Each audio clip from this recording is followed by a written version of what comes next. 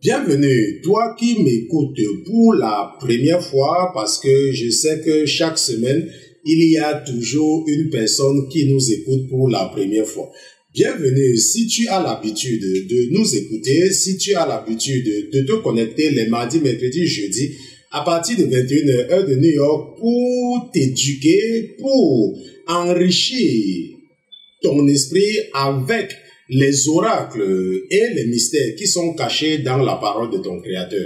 Je remercie le Seigneur Jésus-Christ pour vos vies, vous qui êtes réunis en famille, pour votre séance d'études bibliques hebdomadaires. Je remercie le Seigneur Jésus-Christ d'avoir mis dans vos cœurs de vous intéresser aux choses spirituelles. Nous apprenons dans le livre du prophète Jérémie, Jérémie chapitre 1 à partir du verset 1, parole de Jérémie, fils de Hilkija, l'un des serviteurs d'Anathoth, dans le pays de Benjamin. La parole de l'Éternel lui fut adressée au temps de Josias, fils d'Amon, roi de Juda, la 13e année de son règne. Et au temps de Joachim, fils de Josias, roi de Juda, jusqu'à la fin de la 11e année de Sédécias, fils de Josias, roi de Juda, jusqu'à l'époque où Jérusalem fut amenée en captivité au 5e mois. La parole de l'Éternel me fut adressée en ce mot. Avant que je ne t'eusse formé dans le ventre de ta mère, je te connaissais. Et avant que tu fusses sorti de son sein, je t'avais consacré, je t'avais établi prophète des nations. Je répondis, ah, Seigneur éternel, voici, je ne sais point parler car je ne suis qu'un enfant. La parole de Dieu nous enseigne que lorsque Jésus-Christ a parlé au prophète Jérémie pour la première fois, le prophète nous dit que Jésus lui avait dit que avant que je ne t'eusse formé dans le ventre de ta mère, je te connaissais déjà. La parole de Dieu dit que avant que tu ne fusses sorti du sein de ta mère, je t'avais déjà consacré et je t'avais déjà établi comme prophète des nations. La parole de Dieu te dit ce soir que la science te dit que l'enfant est le fruit de la fécondation. Que l'enfant c'est le fruit de la fécondation de l'ovule avec le spermatozoïde. Mais ce que tu sais ou ce que tu refuses de comprendre ou de croire, c'est que même la même science te démontre qu'une femme qui produit des ovules de façon régulière, avec un homme qui produit les spermatozoïdes de façon régulière, n'arrive toujours pas à faire les enfants. Pourtant, cette science veut te faire croire que l'enfant, c'est le fruit de la fécondation entre l'ovule et le spermatozoïde. Mais la même science n'arrive pas à t'expliquer pourquoi. Quand une femme produit les ovules et un homme produit les spermatozoïdes, et qu'on met les deux ensemble, il n'y a toujours pas reproduction.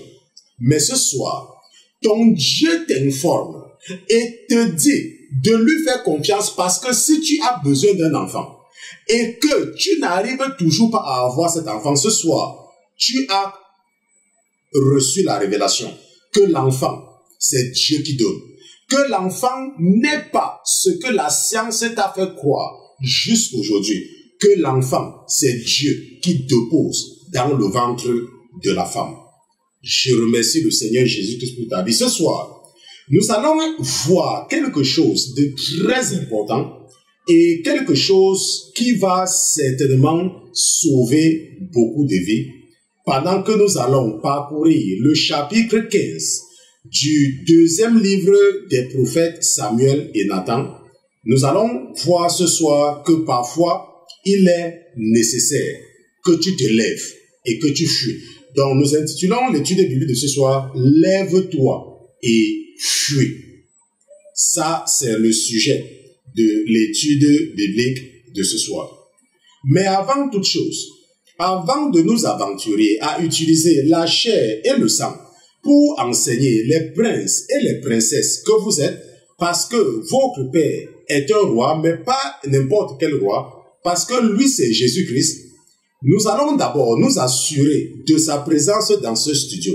Mais comme lui, il n'est pas un roi ordinaire, comme il est Dieu, comme lui, c'est le créateur des cieux et de la terre, nous allons lui dérouler le tapis rouge et nous allons demander à tous les autres qui se trouvent sous la terre, sous la mer, dans les cieux et sur la terre de cette terre, parce que nous sommes sur le point d'accueillir dans ce studio Jésus-Christ de Nazareth. Gardez l'écoute. À tout à l'heure.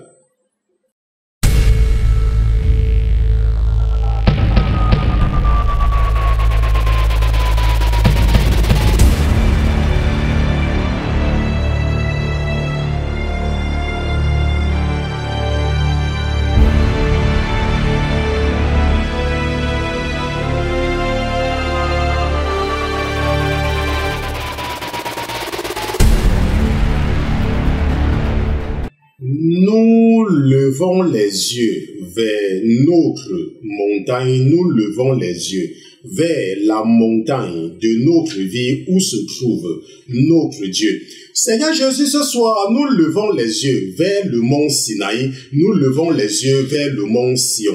Et nous voulons te faire savoir que lorsque nous levons les yeux vers Sinaï, lorsque nous levons les yeux vers Sion, c'est parce que nous voulons te voir. C'est parce que nous voulons que tu nous parles, comme tu avais parlé à nos pères, lorsque tu les avais fait sortir de la maison de la servitude, lorsque tu les avais délivrés de l'esclavage qu'ils vivaient en Égypte. Mon Dieu, mon roi, tu es Dieu. Et en dehors de toi, les autres qui disent qu'ils sont Dieu ne sont que la fabrication et l'imagination de la pensée de leurs adeptes, car ils sont sourds.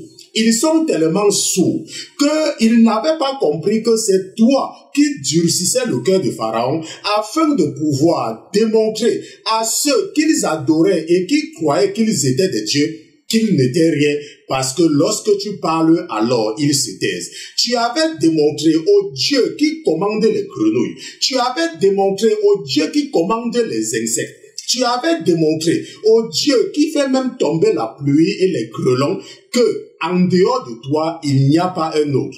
Et que si parfois tu les laisses agir, c'est parce que tu voudrais seulement prouver à quel point tu es juste. Nous te remercions ce soir, Seigneur Jésus, pour ta présence dans ce studio. Nous te remercions pour la vie de tous ceux qui sont connectés en ce moment. Mon Dieu, mon roi, je viens devant toi ce soir. Je viens me mettre à genoux devant toi pour intercéder pour mes frères et mes sœurs qui sont connectés en ce moment. Ils t'ont certainement offensé en pensée. Ils t'ont certainement offensé par action. Ils t'ont même offensé par omission. Ils n'ont pas fait ce que tu attendais qu'ils fassent. Mais mon Dieu, mon roi, ce soir, nous te demandons pardon. Pardonne-nous nos péchés. Pardonne-nous, Seigneur Jésus, d'avoir offensé un de tes enfants, une de tes filles, un de tes fils. Pardonne-nous, Seigneur Jésus. Pardonne ton serviteur de n'avoir pas été à la hauteur, mon Dieu, mon roi. Peut-être tu as mis dans mon esprit de parler à l'une de tes filles, de parler à l'un de tes fils, et j'ai manqué le courage nécessaire pour pouvoir lui présenter ta parole telle que tu voulais. Je te demande pardon. Je te demande également pardon pour tous mes frères qui continuent à maltraiter tes filles. Je te demande pardon pour eux. Je te demande également pardon pour toutes tes filles qui continuent à être insoumises à leur mari. Je te demande pardon pour cela. Mais au-delà de toutes choses, mon Dieu, mon roi, je prie pour ton esprit. Je prie pour l'esprit qui amènera mes frères d'aimer leurs femmes. Je prie également pour l'esprit qui amènera mes sœurs à se soumettre à leur mari. Je prie au Seigneur Jésus pour ton esprit, l'esprit qui ouvrira leur entendement, l'esprit qui va les amener à seulement s'attacher à toi, l'esprit qui va les encourager à se détacher des plaisirs de ce monde et à tuer les désirs de la chair et devenir ainsi des hommes et des femmes spirituels. Nous te remercions sur ce que tu es sur le point de nous enseigner ce soir. Je te remercie, mon Dieu, mon roi, pour ta présence, et je prie au Seigneur Jésus que tu prennes le contrôle de mon âme et de mon esprit afin de pouvoir enseigner à tes enfants ta volonté, afin de leur révéler les oracles et les mystères qui sont cachés dans ta parole. Ta parole qui est la vie. Ta parole qui n'a aucun sens pour ceux qui sont perdus, parce que ta parole nous enseigne que parce qu'ils croient qu'ils sont sages, alors tu les as aveuglés et ils sont devenus fous. Merci mon Dieu, mon roi, d'avoir préféré choisir les faibles de ce monde pour pouvoir les glorifier et pour pouvoir les amener à hériter avec ceux qui t'aiment de la vie éternelle. Nous te remercions, mon Dieu, mon roi, de maintenir nos noms dans ton livre, le livre de vie. Je te remercie, mon Dieu, mon roi, d'avoir reçu avec faveur ma requête ce soir pour mes frères et mes sœurs qui sont connectés en ce moment. Je te remercie même pour celui qui va écouter le son de la voix de ton serviteur sur les réseaux sociaux, que ce soit sur Facebook, que ce soit sur WhatsApp, que ce soit sur YouTube, que ce soit sur Twitter, mon Dieu, mon roi. Bénis toute personne qui écoute le son de la voix de ton serviteur. Je te dis merci au nom de Jésus-Christ. Ton serviteur t'a présenté tes enfants et d'une seule fois nous te disons Amen, Amen, Amen, Amen, Amen, Amen, Amen. Donc nous remercions Dieu pour Jésus-Christ, nous remercions Jésus-Christ pour sa présence dans ce studio. Surtout que ces jours-ci, le Seigneur m'enseigne tellement de choses. Il me fait voir tellement de choses. Il m'amène en fait à grandir et à comprendre mieux le monde dans lequel je vis. N'est-ce pas? Je dis j'utilise je ici parce que c'est également relié à vous. Parce que tout ce temps-ci, le Seigneur est en train de... je vais appeler ça, si nous voulons être des hommes spirituels, je peux appeler ça... en train de m'élever en fait, en train de me montrer des choses pour m'élever et pour me rassurer de la promesse qu'il m'avait faite, n'est-ce pas, par le prophète Georges, qu'il devait, n'est-ce pas, commencer à me parler par des rêves. Et de plus en plus, il me parle par des rêves. Et il avait dit à l'époque que avant de commencer à me parler directement, il va d'abord commencer par des rêves. Et ces temps-ci, c'est ce qu'il fait. Et il me fait également aller dans le monde, voir certaines choses, pour pouvoir m'aider à comprendre la différence fondamentale qu'il y a entre un homme spirituel et un homme qui est charnel.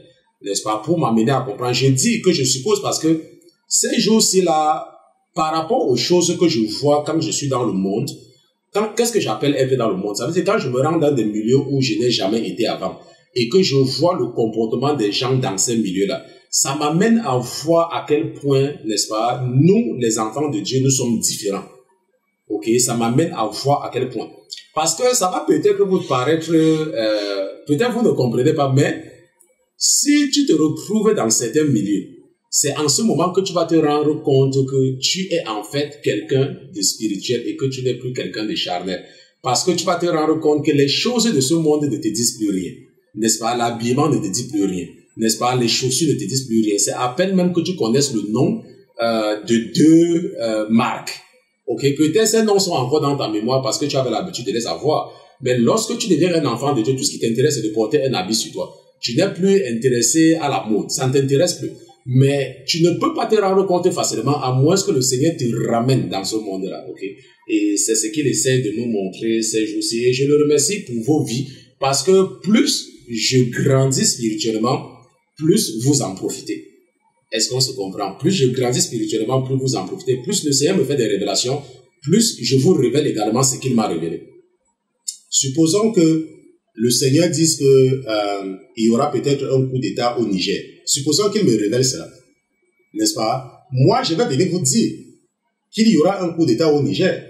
Et si vous connaissez les gens qui sont au Niger, qu'est-ce que vous allez faire? Vous allez demander de faire attention parce que il y a un certain pasteur, un certain prophète, il est aux États-Unis, chaque fois qu'il dit quelque chose, ça arrive toujours. Et il a dit qu'il y aurait un coup d'État au Niger. Est-ce que vous voyez? Donc, ça vous aide également. Donc, plus le Seigneur m'élève, plus ça me aide. Par exemple, la semaine dernière, lorsque nous, parce que mon église, là où je vais, nous jeûnons, excusez-moi, je n'ai pas mis le téléphone sur silencieux, avant d'entrer en studio. Donc, avant d'entrer en studio, ce que je disais, c'est que vous savez qu'il y a des moments où un homme de Dieu peut te dire quelque chose. Et je disais que notre église, par exemple, nous jeûnons 7 jours. tous les 3 mois. Ça veut dire que tous les 3 mois, dans notre église, n'est-ce pas, nous jeûnons tous les 7 jours. Et chaque fois que nous jeûnons, il y a toujours un problème dans notre église, n'est-ce pas? Il y a toujours un petit scandale chaque fois que nous sommes en période de jeûne. Et cette fois-ci, avant le jeûne, le Seigneur m'a révélé que les mêmes démons qui viennent quand nous jeûnons sont là, qu'ils sont là. Mais que cette fois-ci, que je joue le mort. Ok, que je joue le mort. Ça veut dire que quand ils sont venus dans le jeûne, j'ai fait comme si j'étais mort. Et ils m'ont mélangé avec les morts. Et c'était une façon, moi j'avais compris. Et ça m'avait donc permis d'avertir les membres de mon église, pendant la période de jeûne, de faire attention, que les mêmes démons sont venus. Et d'être un peu vigilant, de ne pas se fâcher facilement. Est-ce que tu vois? Et heureusement, nous avons terminé ce jeûne sans incident. Et ça n'arrive pratiquement jamais.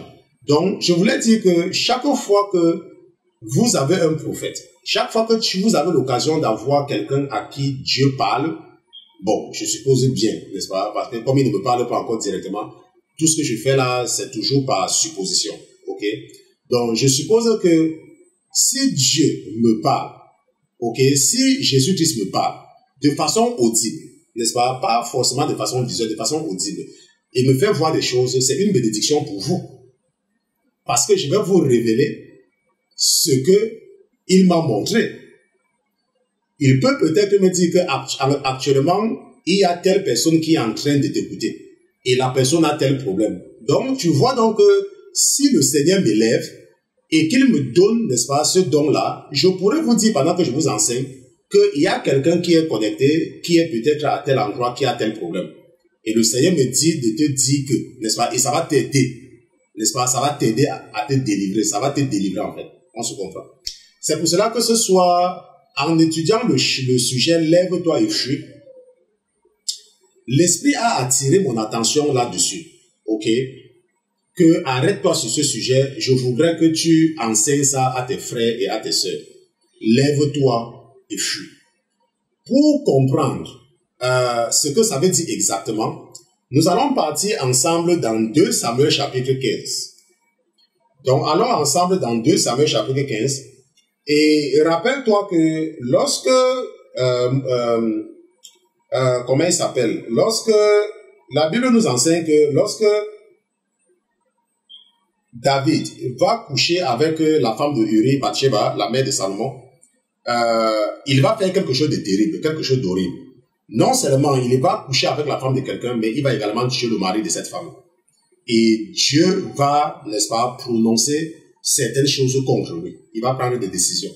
Et nous avons étudié cela lorsque nous avons vu que la confession n'exclut pas la responsabilité. Nous avons fait une étude biblique là-dessus. Si c'est la première fois pour toi de me suivre, tu peux aller, n'est-ce pas, la sœur qui s'occupe de nos publications sur les réseaux sociaux a mis ça déjà sur le site internet et puis sur YouTube, n'est-ce pas. Je ne me rappelle plus très bien du titre, mais c'est comme si j'avais intitulé ça la confession n'exclut pas la responsabilité, quelque chose comme ça. Donc tu peux déjà aller regarder ça. Maintenant, et Jésus avait donc prononcé certaines décisions contre David. Et nous avons vu que par la suite, Amnon, l'un des fils de David, va commencer à aimer sa sœur Tamar. Et il va même coucher avec elle. Et que Tamar, c'était la petite sœur de Absalom. Parce que Amnon et Absalom avaient des mères différentes, puisque David avait plusieurs femmes. Maintenant, dans le chapitre 15, après ces choses-là, nous avons également vu que Absalom va tuer son frère, n'est-ce pas, Amnon. Il va le tuer. Et il va s'enfuir chez son grand-père. Parce que pour ton information, le père, n'est-ce pas, de la femme, ou bien le père de la mère d'Absalom, elle était en fait une princesse, n'est-ce pas, le roi de Geshur. Je ne vais pas revenir là-dessus parce que c'est pas ce que nous étudions, ce n'est que pour ton information. Et donc, sachant son père était le roi de Geshur, il va s'enfuir après avoir tué son frère Amnon. Et la Bible nous dit que pendant qu'il sera là-bas, il ne sera pas à l'aise parce qu'il veut bien rester à côté de son père David. Joab, le commandant de l'armée de David, va amener David à le faire revenir. Et lorsqu'il va revenir sur Jérusalem, son père va dire qu'il ne veut pas le voir. Et pendant plus de 2 ans, il ne va pas voir son père. Et Absalom va pousser Joab une fois de plus à l'amener à rencontrer son père David. Et la Bible nous dit donc que à cause de la relation qu'il y avait entre Joab et David, David va accorder cette faveur à à Joab et va accepter que Absalom vienne le voir. Maintenant, je n'avais pas prévu ça, mais l'Esprit est en train de me dire que je dois également saisir cette occasion pour attirer votre attention sur ce qu'on appelle la faveur, ou alors lorsque tu es au service de quelqu'un. Lorsque quelqu'un vient me voir et que la personne a des problèmes, parfois quand je prie pour certaines personnes, j'utilise seulement la relation privilégiée que j'ai avec le Seigneur pour lui demander une faveur. Est-ce qu'on se comprend? Donc, Joab, parce qu'il avait une relation privilégiée avec David, avait pu intercéder pour Absalom. Et David a accepté de recevoir Absalom, pas parce que Absalom a fait quelque chose de bien, mais parce que il voulait préserver sa relation avec le commandant de son armée. C'est de la même façon avec moi, ok? De la même façon avec toi, si tu as une relation personnelle avec Jésus-Christ. Il y a des gens qui viennent vers moi, qui ont des problèmes. Je prie pour eux, leur problème est résolu. Parfois, je sais bien que la vie qu'ils mènent, si ça ne dépendait que des lois spirituelles, ils ne devaient jamais rien recevoir de Dieu. Mais je peux intercéder et dire au Seigneur de leur accorder le désir de leur cœur seulement pour faire plaisir à son serviteur que je suis. Et certains parmi vous qui me connaissez, vous savez que j'ai prié pour vous quelquefois, n'est-ce pas? Et vous avez obtenu ce que vous recherchez. Donc, c'est pour cela qu'il est très important d'avoir une relation avec quelqu'un. Si, par exemple, toi qui me regardes, tu me connais personnellement, tu peux m'appeler pour me demander de prier pour quelqu'un. Même si je ne connais pas la personne. Je vais prier pour la personne parce que c'est toi qui me l'as demandé. Est-ce qu'on se comprend? Parce que c'est toi qui me l'as demandé et parce que toi et moi, nous avons une relation personnelle. Maintenant, la Bible nous enseigne donc dans 2 Samuel chapitre 15 et nous allons lire des versets 1 à 14. Allons ensemble dans 2 Samuel chapitre 15. Après, maintenant que Absalom soit revenu sur Jérusalem, la Bible nous enseigne dans 2 Samuel chapitre 15 et nous allons partir ensemble là-bas. 2 Samuel chapitre 15, nous lisons à partir du verset 1.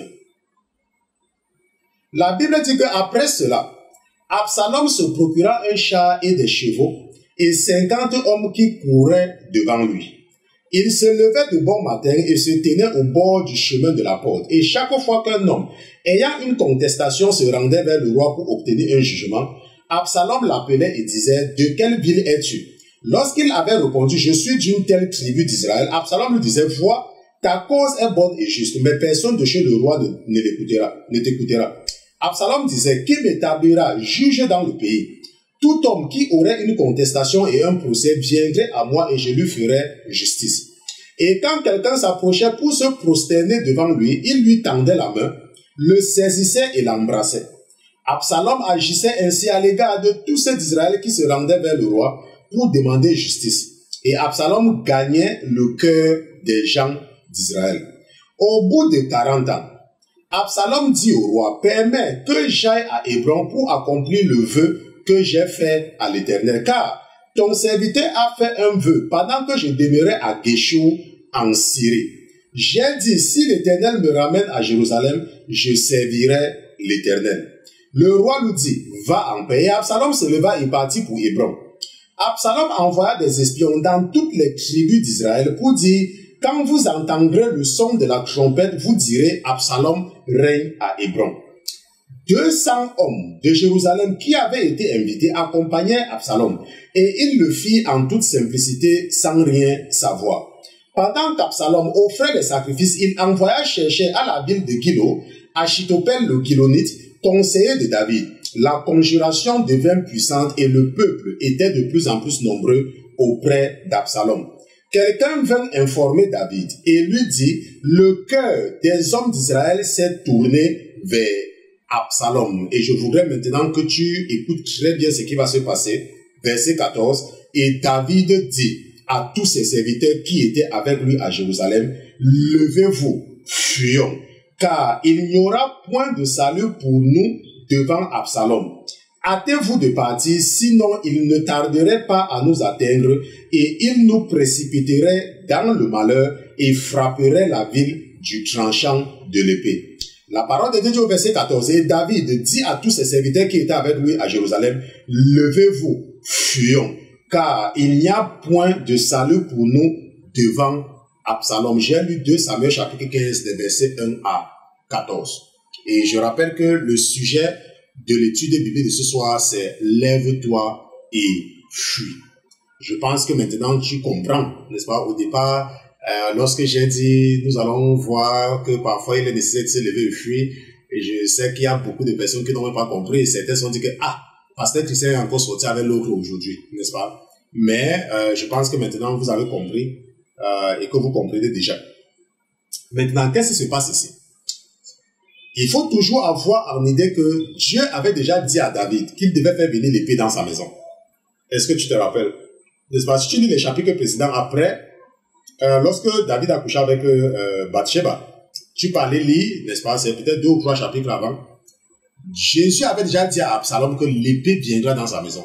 Ça a commencé avec le frère qui a couché avec sa sœur. Ça a continué avec la mort d'Amnon, tué par son frère Absalom.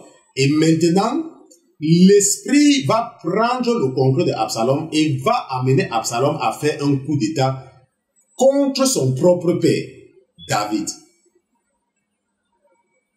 Donc c'est le fils qui va monter un coup d'état contre son propre père, David. Maintenant, rappelle-toi que ce n'est pas Absalom, c'est Dieu qui est en train d'agir. Ça veut dire que c'est Dieu qui avait déjà prononcé le jugement.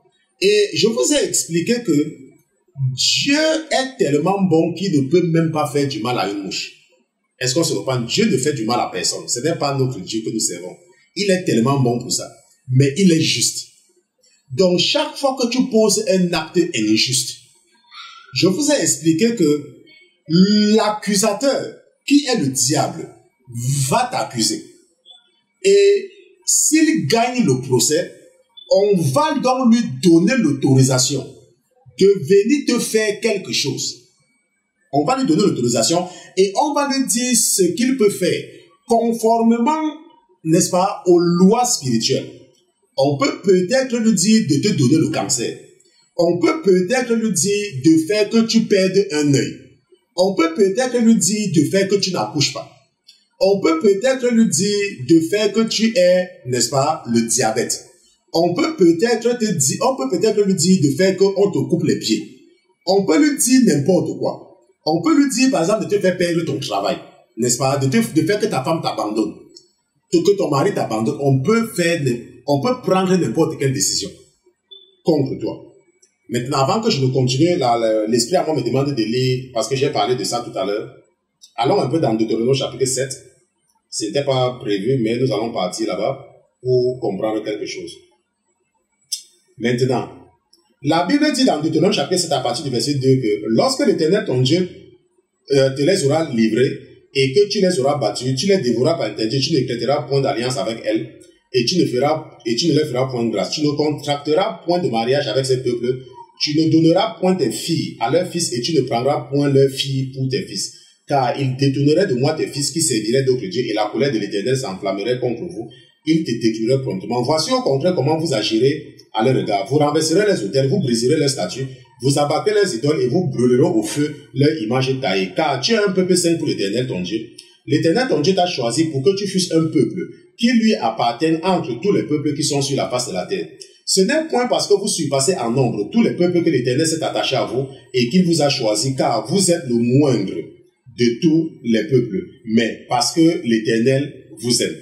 N'est-ce pas? Maintenant, ainsi, je suis au verset 11. Ainsi, observe les commandements, les lois et les ordonnances que je t'ai prescrits aujourd'hui et mets-les en pratique. Si vous écoutez ces ordonnances, si vous les observez et les mettez en pratique, l'Éternel ton Dieu gardera envers toi l'alliance et la miséricorde qu'il a juré à ta paix. Il t'aimera, il te bénira, il te multipliera, il bénira le fruit de tes entrailles et le fruit de ton sol, ton blé, ton mou, les portées de ton gros et de ton menu bétail, dans le pays qu'il a juré à tes pères de te donner. Tu seras béni plus que tous les peuples. Il n'y aura chez toi ni homme ni femme stérile, ni bête stérile parmi tes troupeaux. L'Éternel éloignera de toi toutes tes maladies. Ok, ça c'était dans Deutéronome chapitre 7, tu peux lire à partir du verset 1. La Bible est claire que tu seras béni parmi tous les peuples. Il n'y aura chez toi ni homme, ni femme stérile parmi tes troupeaux. L'Éternel éloignera de toi toute maladie. Et il faut bien comprendre que c'est lorsque la Bible dit que si vous écoutez ces ordonnances, si vous les observez et si vous les mettez en pratique. Donc pourquoi est-ce que, je pense, l'Esprit m'envoie là-bas pour dire que, parce que je parlais tout à l'heure des maladies, ok, pour vous amener à comprendre que la maladie n'est qu'un signe qu'il y a quelque chose qui ne va pas dans ta vie. Est-ce que c'est, à moins que ce ne soit une maladie qui va te faire mourir. Parce que si, par exemple, Dieu veut te prendre, il peut te faire tomber malade pour un temps et puis c'est parti. Et cette maladie, la plupart ça ne dure même pas. Bon, maintenant, je vais continuer. On ne va pas partir là-bas, ok? C'était juste pour vous amener, pour vous éclairer là-dessus. Maintenant, nous avons donc vu que Absalom va monter un coup d'état contre son père. Et la Bible nous dit que quelqu'un va venir informer David que Absalom s'est proclamé roi. Maintenant, la chose la plus importante à noter ici, là, c'est que, ça c'était dans 2 Samuel chapitre 15, je pense qu'au verset 14, quand David va apprendre que toute son élite, ça veut dire que tous les vrais et les hommes les plus influents de son équipe sont auprès de Absalom, malgré eux, parce que la Bible nous a dit qu'ils ne savaient pas que Absalom les invitait pour cela. Mais ce qui est là, c'est qu'ils étaient quand même là-bas. Donc David va croire que tout le monde l'a abandonné. Et il va donc dire, n'est-ce pas, et David dit à ses serviteurs qui étaient avec lui à Jérusalem, levez-vous et fuyons. Maintenant, pourquoi est-ce que je suis en train de vous enseigner ceci-là? La raison, c'est qu'il y a des gens, ils sont dans des situations complexes. Au lieu de prendre du recul, ils préfèrent demeurer dans la même situation.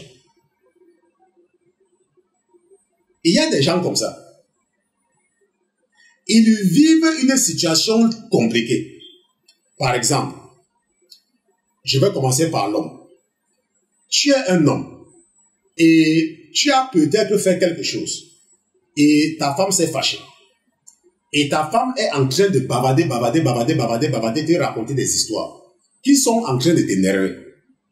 Ok? Parce que la plupart du temps, quand les femmes commencent à parler, ça ne s'arrête pas. Maintenant, tu sais très bien que si tu commences à tenir compte de son langage, ça peut même t'amener soit à l'insulter, soit à la tabasser. Parce que quand les femmes commencent à ouvrir leur bouche, même ce que tu as fait, même ce que tu n'as pas fait, elles bavardent seulement. Elles vont même te dire que tu ne les as même jamais donné rien. Est-ce qu'on se comprend? Maintenant, le sujet de l'étude biblique de ce soir, lève-toi et fuis. Ce que tu dois comprendre, c'est que parfois, lorsque la femme commence à vomir, la meilleure chose à faire, c'est que tu te lèves et tu sors. Est-ce qu'on se comprend? Lève-toi et fuis. Ne reste pas pour activer le feu. Lève-toi et sors de la maison. Parfois, fais même comme si tu dormais et ne lui réponds pas. Lève-toi et fuis. Est-ce qu'on se comprend? Lève-toi et fuis. Parce que les démons prennent facilement contrôle de quelqu'un quand la personne est en colère. C'est pour cela que quand la femme est en colère, elle est possédée en ce moment. Je vous ai expliqué comment savoir que tu es possédé. J'ai fait une étude biblique là-dessus. Si tu es une femme et que tu m'écoutes, quand tu te mets en colère, tu es possédé. Et c'est ça, ce sont ces démons qui te possèdent, qui te font donc raconter n'importe quoi. Même ce qui a un sens, même ce qui n'a pas de sens. Et ça crée des problèmes. Maintenant, tu es maintenant une femme. Et ton mari te maltraite. Est-ce qu'on se comprend? Ton mari se comporte avec toi de façon cavalière. Ton mari même, n'est-ce pas, te tape sur toi, n'est-ce pas, pour rien. Tu pries, ça ne change pas. Tu pries, ça ne change pas. Le sujet de l'étude biblique de ce soir, et tu as vu que ce que nous disons, c'est conforme à la volonté de Dieu, c'est conforme à la parole de Dieu. David, quand il a appris que Absalom s'était proclamé roi, David n'est pas resté. Dit qu'il va faire la guerre à Absalom, alors que c'était la volonté de Dieu. Bien évidemment, si David était resté, on pouvait le tuer. On pouvait le tuer. Mais qu'est-ce que David a fait? David a fui. Donc je disais que peut-être tu peux vivre dans une certaine situation insupportable. Ce que la parole de Dieu te dit, c'est que ce n'est pas dans chaque situation que tu dois croire que les choses vont s'arranger quand tu demeures dans cette situation. Parfois, il est nécessaire de s'enfuir, de prendre du recul. Dans le cas de David, parce que nous sommes en train de faire l'étude biblique là-dessus, nous savons que ce que Absalom fait, ce sont les esprits qui le poussent. Parce que Dieu avait dit que je ferai venir l'épée dans ta maison. Maintenant, il y a des gens qui mènent une vie impudique. Mais leur connaissance limitée de la parole de Dieu les fait croire qu'ils mènent une vie de sanctification. Par exemple, nous prenons une femme qui passe le temps à mettre les poudres sur elle, qui passe le temps à se maquiller, qui passe le temps à s'habiller même mal, mais qui va pourtant à l'église depuis des années. Elle croit qu'elle connaît Jésus, mais elle ne sait pas qu'elle vit dans l'impudicité. Est-ce qu'on se comprend? Elle croit, mais elle ne sait pas qu'elle est possédée par les esprits de la séduction. Et maintenant, quand elle a un problème, elle persiste dans le problème en priant dans le vide. Parce que la parole de Dieu nous enseigne que la prière du méchant est une abomination à l'Éternel. Donc, lorsque tu es ignorant et que tu mènes une vie de pécheur, par exemple, tu es tellement ignorant que tu passes le temps à prier avec le chapelet. Tu es tellement ignorant que tu passes le temps à réciter « Je vous salue Marie » ou bien « Notre Père qui est au ciel ». Tu ne sais pas que ce que tu fais là, ce sont des abominations. Parce que la parole de Dieu dit que tu ne te feras pas d'image taillée. Mais quand tu pries, tu as ta statue devant toi. Mais pour toi, à cause de ta connaissance limitée de la parole de Dieu, tu crois que tu es un vrai chrétien, alors que tu es un païen. Et quand tu as donc des problèmes, tu restes dans le problème, croyant que Dieu va te délivrer. Laisse-moi te dire, si tu restes et que tu ne fuis pas, comme David, on va te tuer. Ton mari va peut-être te tabasser jusqu'à t'amener à perdre un œil. Ta femme va peut-être te raconter des choses jusqu'au point même de dire ce qui n'est pas bien et tu vas finir par te lever sur elle. Peut-être tu vas peut-être la pousser contre le mur et quelque chose va arriver. Lève-toi et fuis. Fuir n'est pas un signe de faiblesse. Fuir, c'est que tu es réaliste. Nous allons voir un exemple avec le cas de Moïse. Allons dans Exode chapitre 2. Exode chapitre 2. Nous allons lire à partir du verset 11. Maintenant, Exode chapitre 2 nous informe que lorsque l'Esprit de Dieu va attraper Moïse, lorsque Jésus va prendre le contrôle de son esprit, la Bible nous dit qu'il va commencer à défendre ses frères, les Hébreux, parce qu'il va se rendre compte qu'il est comme eux. Et la Bible nous dit qu'en ce temps-là, Moïse, devenu grand, se rendit vers ses frères et fut témoin de leurs pénibles travaux.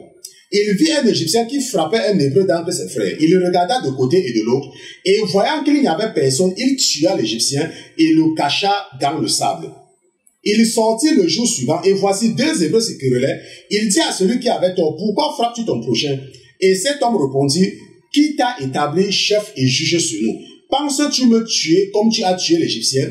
Moïse eut peur et dit, « Certainement la chose est connue. » Pharaon apprit ce qui s'était passé et il cherchait à faire mourir Moïse. Mais Moïse s'enfuit de devant Pharaon et il se retira dans le pays de Madian où il s'arrêta près de lui. La parole de Dieu dit que lorsque Moïse a été au courant que Pharaon savait ce qu'il avait fait, Moïse a fui. Moïse n'est pas resté dire que non. Parce que je suis Moïse et que j'ai été élevé par Pharaon, je ne vais pas fuir, je vais rester. On devait l'arrêter, on devait le tuer. La Bible nous enseigne que Moïse a fui. Et il va faire 40 ans à Madian, jusqu'à rencontrer personnellement Jésus-Christ. 40 ans. Voyons avec le cas de Agar. Je ne peux pas prendre tous les cas que j'ai notés à cause du temps, mais regardons le cas de Agar. Allons dans Genèse chapitre 16. Nous allons lire à partir du verset 1. Genèse chapitre 16, nous lisons à partir du verset 1. N'est-ce pas? Si tu es en train de nous suivre en lisant, je prends ce temps-là pour te permettre d'y arriver. Genèse chapitre 16 à partir du verset 1. La parole de Dieu nous dit que quelque temps auparavant, Jésus-Christ avait fait la promesse à Abraham qu'il devait, n'est-ce pas, lui donner un enfant, qu'il devait marcher. Oh, Jésus avait fait la promesse. Mais Abraham, tout comme un homme normal, n'avait pas pu attendre. Et un jour donc, Sarah va venir donner une femme à Abraham après avoir attendu longtemps, certainement après avoir couché avec son mari jusqu'à être fatiguée et le ventre ne montait jamais, qu'elle va se dire que non, prends cette femme, fais l'enfant avec. Donc nous apprenons dans Genèse chapitre 16 verset 1 que Sarah, femme d'Abraham, ne lui avait point donné d'enfant. Elle avait une servante égyptienne nommée Agar. Et Sarah dit à Abraham, voici l'Éternel m'a rendu stérile. Viens, je te prie, va vers ma servante. Peut-être aurais-je par elle des enfants. Abraham écouta la voix de Sarah. Alors Sarah, femme d'Abraham, prit Agar, l'Égyptienne, sa servante, et la donna pour femme à Abraham, son mari, après qu'Abraham eut habité 10 années dans le pays de Canaan. Il alla vers Agar et elle devint enceinte. Quand elle se vit enceinte, elle regarda sa maîtresse avec mépris. Et Sarah dit à Abraham, l'outrage qui m'est fait retombe sur toi. J'ai mis ma servante dans ton sein, et quand elle a vu qu'elle était enceinte, elle m'a regardé avec mépris, que l'Éternel juge entre moi et toi. Abraham répondit à Sarah, voici ta servante est à ton pouvoir, agis à son égard comme tu le trouveras bon. Alors Sarah la maltraita, et Agar s'enfuit loin d'elle. L'ange de l'Éternel la trouva près d'une source d'eau dans le désert, près de la source qui est sur le chemin de Chou. Il dit, Agar, servante de Sarah, d'où viens-tu et où vas-tu? Elle répondit, je fuis loin de Sarai, ma maîtresse. Rappelle-toi, le sujet de l'étude biblique ce soir, c'est que lève-toi et fuis. La Bible nous enseigne que Agar était une Égyptienne. Ça veut dire que Agar n'avait aucune relation avec Jésus-Christ. Elle était une Égyptienne. Même comme elle était au service de Sarai, elle était une Égyptienne. Jésus n'a fait aucune alliance avec les Égyptiens. Est-ce qu'on se comprend? Et Jésus n'avait même encore fait d'alliance avec aucun autre homme en dehors d'Abraham, avec qui nous revendiquons la promesse faite à Abraham. Nous revendiquons cette promesse. C'est pour cela que Jésus-Christ est venu dans cette descendance, n'est-ce pas? Abraham était, n'est-ce pas, elle la de Shem. Et nous venons de voir que lorsque va se retrouver dans une situation complexe, elle va fuir. Avant que l'ange de l'Éternel va la rencontrer pour lui dire rentre, mais elle a fui. Et je suis en train de vouloir t'amener à comprendre qu'il ne faut pas, n'est-ce pas, t'entêter dans une situation qui est trop complexe pour toi. Ne t'entête pas, parce que tu ne sais même pas, tu ne connais même pas ta relation avec Jésus-Christ. Et tu vas perdre ta vie. Tu penses que si Dieu, par exemple, vient te dire aujourd'hui que tu seras prophète, n'est-ce pas? Si Dieu vient te dire aujourd'hui que tu seras prophète, tu penses que parce que Dieu t'a dit que tu seras prophète, que tu vas partir te balader là où les gens tirent sur eux, on va tirer sur toi? Attends, tu crois ça? On va tirer sur toi, tu vas mourir. Et il va élever un autre. Parce que tu as été négligent. Et la Bible dit que tu ne tenteras point l'Éternel ton Dieu. Maintenant, nous allons prendre une pause. Et lorsque nous allons revenir, nous allons voir également quelques exemples. Mon esprit dit que non, je ne veux pas que tu prennes la pause avant cela. Termine d'abord parce qu'après l'étude, après la pause, nous allons attaquer un sujet compliqué. N'est-ce pas? C'est ce que l'esprit demande. Bon. Donc, j'avais également le cas de la bataille d'Aï. N'est-ce pas? La Bible nous dit que lorsque les enfants d'Israël vont commettre une infidélité par rapport aux choses dévouées par interdit, Achan, le fils de Carmi, va prendre quelque chose que Jésus avait dit de ne pas prendre. Et à cause de cela, les enfants d'Israël n'étaient pas au courant. Et ils ne vont pas prendre toute leur armée pour aller combattre les gens de Haï. et ils vont perdre. Et quand les gens de Haï vont commencer à les suivre, ils vont fuir. Ok, la Bible dit qu'ils vont fuir devant les gens de Haï. Maintenant, et c'est après qu'ils vont se rendre compte que il y avait en fait un problème, qu'ils avaient été maudits, qu'il y avait quelqu'un qui avait amené la malédiction sur eux. Est-ce que tu vois, c'est ce que je suis en train de vouloir t'amener à comprendre. Ce n'est pas tout le temps que quand le pasteur Christian est en train de faire les études bibliques, il crie. Non, ce n'est pas tout le temps. Il y a des moments où il y a les enseignements qui sont très profonds.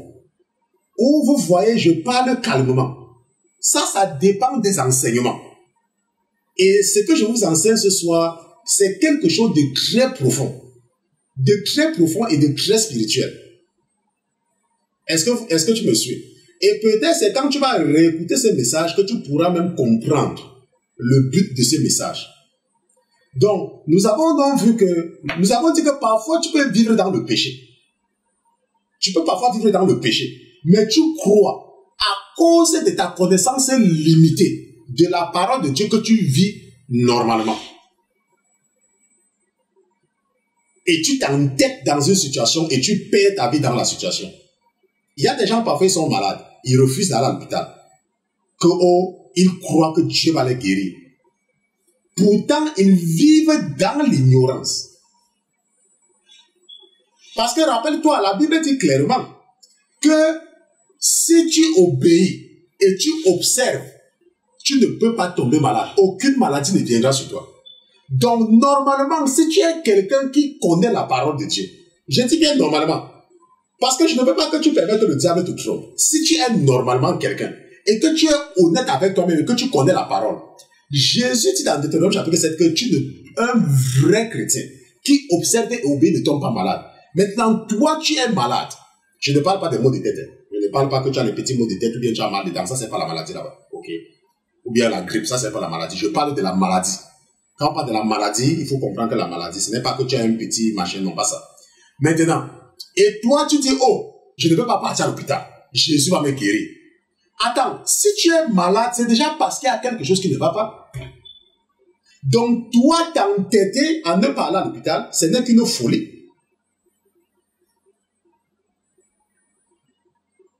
Les enfants d'Israël ne savaient pas qu'Achan avait pris quelque chose. Et que c'est pour ça qu'ils avaient perdu. S'ils s'étaient entêtés à combattre les gens de Haï devaient tous les tuer. Il y a un autre exemple que tu peux voir avec le cas de Jacob et son frère jumeau Esau.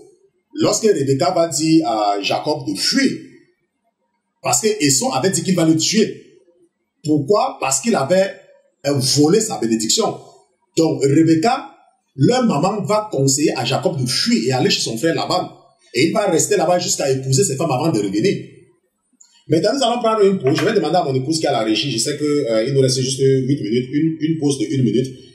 Juste le temps pour nous de faire ce changement-là et d'attaquer un problème très important également concernant lève-toi et fuis.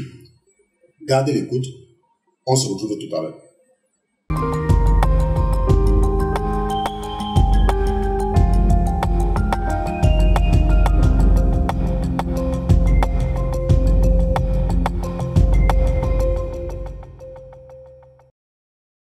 Shiloh, inscris ton nom dans nos esprits, inscris ta volonté dans nos esprits, inscris même ton esprit dans nos esprits, afin que nous puissions nous rappeler à chaque seconde que tu es présent dans notre vie et que cet esprit nous amène à haïr le péché parce que nous savons que tu hais le péché. Nous te remercions pour ta présence dans ce studio Shiloh, nous te disons merci au nom de Jésus-Christ. Amen, amen, amen. Donc, Shiloh, c'est un nouveau nom de Jésus, n'est-ce pas, si tu ne le savais pas. Maintenant, donc, avant la pause, déjà, on va dire que il est souvent important de fuir. Très important de fuir parce que ne t'entête pas dans une situation. Maintenant, partons dans 1 Corinthiens chapitre 6, nous allons lire à partir du verset 17. 1 Corinthiens chapitre 6, nous lisons à partir du verset 17. Maintenant, la Bible dit que, mais celui qui s'attache au Seigneur est avec lui un seul esprit. Celui qui s'attache au Seigneur est avec lui un seul esprit. Et la Bible dit, fuyez l'impudicité. Quelque autre péché qu'un homme commette, ce péché est hors du corps. Mais celui qui se livre à l'impudicité pêche contre son propre corps. Ne savez-vous pas que votre corps est le temple du Saint-Esprit qui est en vous, que vous avez reçu de Dieu et que vous ne vous appartenez point à vous-même, n'est-ce pas? Je te conseille de lire 1 Corinthiens chapitre 6 entièrement. Moi, je ne peux pas tout lire à cause du temps. Ok? Mais la Bible dit que fuyez l'impudicité. Et la Bible dit que ne savez-vous pas que votre corps est le temple du Saint-Esprit? Ne savez-vous pas? Maintenant, qu'est-ce que l'impudicité? Dans le contexte de 1 Corinthiens chapitre 6, l'impudicité ici fait allusion à la fornication, n'est-ce pas, à l'adultère. Ça veut dire que quand tu entretiens des relations sexuelles de façon désordonnée, tu es marié, tu passes le temps à coucher avec les femmes de gauche à droite, tu es une femme qui n'est pas mariée, tu passes le temps à coucher avec les hommes, n'est-ce pas, ou coucher avec un homme alors que tu n'es pas marié avec. Maintenant, mais dans le cas général, si tu as une version en anglais, l'impudicité, en fait, ça s'appelle, en général, on appelle ça l'immoralité sexuelle. L'immoralité sexuelle. Est-ce qu'on se comprend? Maintenant, rappelle-toi l'étude biblique sur ça, c'est que lève-toi et fuis. Et la Bible te dit que il faut fuir l'impudicité. La Bible te dit que fuis l'impudicité. Ça veut dire quoi? Ça veut dire que l'impudicité est tout aussi dangereux que quelqu'un qui veut te tuer. L'impudicité est tout aussi dangereuse, si je veux, comme on dit, une impudicité est tout aussi dangereuse qu'une personne qui veut te faire du mal. L'impudicité est tout aussi dangereuse que Esau qui voulait tuer Jacob. L'impudicité est tout aussi dangereuse que les gens de Haï qui étaient après, qui voulaient exterminer les enfants d'Israël. L'impudicité est tout aussi dangereuse que Pharaon qui voulait tuer Moïse. Je dis que l'impudicité est tellement dangereuse. Et la Bible te dit que fuis l'impudicité, fuis l'immoralité sexuelle, fuis seulement. Maintenant, qu'est-ce que l'immoralité sexuelle? L'immoralité sexuelle, c'est tout ce qui encourage ou tout ce qui participe, n'est-ce pas, à amener quelqu'un à envier une autre personne sexuellement. Par exemple, tu t'habilles mal. Ok, tu portes les habits serrés qui dessinent ton corps. Ça veut dire que tu es un impudique ou une impudique. Parce que ton habillement amène l'autre à t'envier. Donc, on dit que tu es un impudique. Et la Bible te dit, fuis l'impudicité. Par exemple, tu mets les machins sur toi, sur ta machine. Attends, quand Dieu t'a créé, tu penses que Dieu ne savait pas que tu devais avoir les lèvres rouges? Je te pose la question. Tu dis que Dieu est parfait et que c'est lui le créateur des cieux et de la terre, n'est-ce pas? Et quand tu as des problèmes, tu vas prier Dieu. Mais tu es en train d'insulter Jésus en lui disant que non, Jésus, tu ne connais rien. Parce que moi, j'avais besoin des lèvres rouges. Pourquoi est-ce que mes lèvres ne sont pas rouges? Et tu vas dans une boutique et tu achètes quelque chose pour peindre tes lèvres. C'est une façon de dire à Dieu qu'il n'est pas parfait. Dieu t'a donné une peau avec un visage. N'est-ce pas? Mais tu es en train d'insulter. Tu es en train de blasphémer le nom de Jésus-Christ. Lorsque tu prends les choses pour couvrir ce qu'il t'a donné. C'est une façon de lui dire que tu n'es pas satisfaite ou tu n'es pas satisfait de comment ton visage est. Tu veux la poudre sur ça. C'est l'impudicité. Parce que la raison pour laquelle tu le fais, c'est parce que tu veux être attrayante. C'est parce que tu veux attirer des gens. C'est parce que tu veux attirer l'attention sur toi. Est-ce qu'on se comprend? Donc, ça fait également partie de l'impudicité. Et cette façon de te comporter amène les hommes ou les femmes, parce qu'il y a également les hommes qui mettent les choses là sur eux, ce n'est pas seulement les femmes, n'est-ce pas, à t'envier sexuellement, à vouloir que tu sois soit leur femme, soit leur copine, soit leur copain. Donc, tu es un impudique. Et la Bible t'a dit ce soir, fuis l'impudicité. Nous sommes arrivés au terme de l'étude biblique de ce soir, n'est-ce pas? C'était un sujet très profond et je vous conseille, vous tous qui avez écouté cette étude biblique, que lorsque ça sera disponible, lorsque la sœur, le frère va faire le montage technique et que ça sera disponible, de réécouter le message pour pouvoir comprendre ça dans toute sa profondeur. Donc nous avons vu ce soir qu'il est nécessaire de se lever et de fuir. Et nous avons conclu avec le cas de l'impudicité en comprenant que si tu as des gens que tu connais et qui t'encouragent à mener une certaine vie, fuis-les. fuis-les. Fuis-les. Fuis l'impudicité. Je remercie le Seigneur Jésus-Christ pour ta vie. Nous allons prier, nous allons remercier le Seigneur d'avoir été présent avec nous dans ce studio ce soir. Donc, je vais demander à mon époux de lancer le générique de fin. Seigneur Jésus, nous te remercions d'avoir été présent avec nous ce soir. Nous te remercions de n'avoir pas méprisé notre premier rendez-vous de la semaine. Nous t'aimons, mon Dieu, mon roi, mais nous ne t'aimons pas pour rien.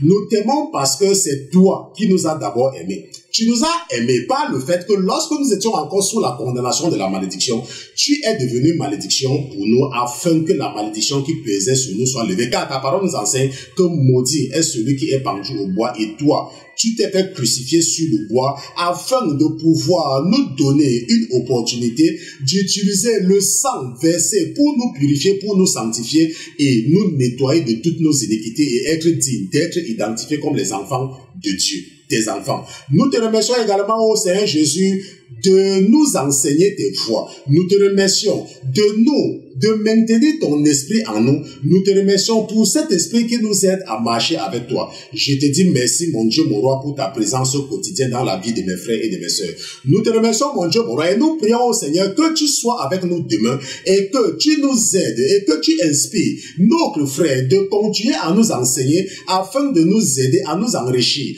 dans la connaissance des oracles et des mystères qui sont cachés dans ta parole, dans la connaissance des choses que tu as cachées à ceux-là qui se croient sages alors qu'ils sont fous. Je te remercie, mon Dieu, mon roi, et je prie, Seigneur, que tu protèges mes frères et mes sœurs dans leurs rêves, que tu ne permettes pas aux vengeurs de sang de courir après eux, que tu ne permettes pas aux vengeurs de sang de venir les frustrer dans leurs rêves en couchant avec eux ou en les faisant manger dans leurs rêves pour les initier dans des choses dont ils n'ont aucune connaissance ou dans les choses où ils ont été encouragés par leurs parents alors qu'ils étaient encore ignorants des choses spirituelles. Je te remercie, mon Dieu, mon roi, d'avoir reçu avec faveur toutes mes requêtes que je t'ai présentées ce soir. Au nom de Jésus-Christ, ton serviteur t'a présenté tes enfants et d'une seule voix nous te disons Amen. Amen.